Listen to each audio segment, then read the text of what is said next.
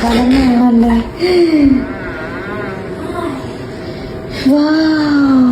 പുറത്തിറങ്ങാൻ പറ്റാത്ത Toronto CBC റിപ്പോർട്ടിലെ കണക്ക് പ്രകാരം ജനുവരി 15, 2026 മുതൽ 22 സെന്റിമീറ്ററാണ് സ്നോഫോൾ ഇവിടെ കാണപ്പെട്ടുകൊണ്ടിരിക്കുന്നത്.